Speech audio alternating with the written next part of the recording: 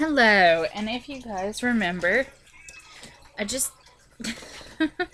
I just got through reviewing A Mermaid's Kiss and A Witch's Beauty by Joey W. Hill.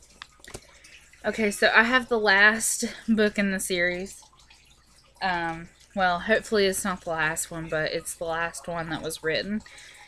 It's called A Mermaid's Ransom by Joey W. Hill.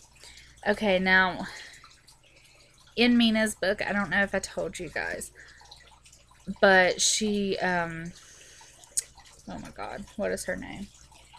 Ugh, this is what happens when you wait. Anna, the girl from the first one.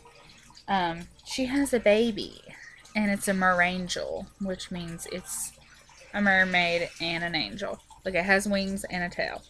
Okay, well, this book is about her. I don't know if you can see, but, see, obviously, tail, the, wing, and a wing. So, it's about the daughter. The daughter is now all grown up. This is, 20 years. And in the last one, Mina kind of locks away this character named Dante into the Dark One's world, which is, basically the bad guys. And in this one, we find out that Dante and Alexis, which is the daughter of the girl and the angel from the first book, they kind of have a bond, and it's kind of sinister at first. I don't know if you watched a Witch's Beauty review, but the first novel was really kind of light, and the characters are kind of perfect for each other, and there was not a lot of tension in their relationship other than what outside forces put on it. And then the second one, it got a little bit more darker, and I said, well, I wonder what's going to happen in the third one, because it keeps getting darker. And then I read this one, and boy oh boy was it ever dark. It was. I mean, it starts off with him kidnapping her, and I don't want to give away too much. So, and it kind of ends it ends on a cliffhanger so bad, because you find out that Mina, the witch from the middle book, the second book, is pregnant. Marcellus, which is a character from the first and second book, you find out that he kind of has a crush on a human. A human. Not gonna live very long. Oh, and I forgot to mention that in my other reviews. Mermaids, tend to live 300 years. And angels are immortal. So, pretty much all of these dude angels, and, the vampire in this one, pretty much all of them are, gonna outlive their mate. And that's a big theme in this one.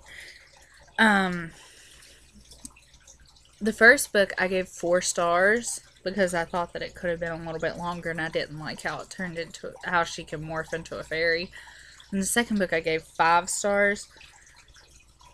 This one was better than the last one, in my opinion.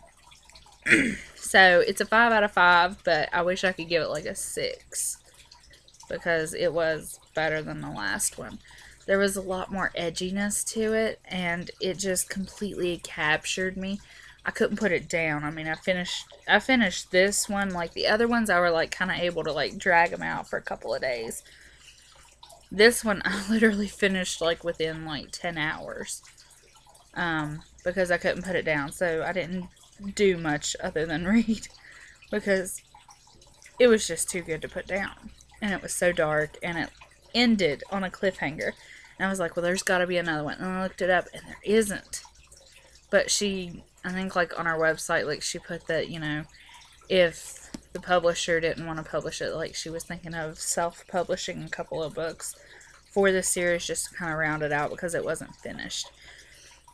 And the ending in this kills me because I want to know what happens to Mina and Marcellus and all the rest of them. And I want to know what happens to Alexis because something terrible happens at the end of the book. And I'm not going to tell you what it is. But this book was so amazing. It's so dark. If you like 50 Shades of Grey, which I thought was kind of poorly written, this would be kind of up your alley. If you like fantasy and 50 Shades of Grey, like this is kind of like a combination of the two because the romance aspect to this, it's a lot more darker than in most romance novels that I've read. Like it's still a little bit darker. Like if I had to compare it to like a really popular romance series, I would compare this to J.R. Ward's Black Dagger Brotherhood because some of them can be quite dark in the romance aspect, and this one is certainly like it's right up there. Like honestly, I'm really surprised that this writer like isn't as popular as J.R. Ward and Sherilyn Kenyon because like I mean her books are popular, but to me like I really want them in hardback.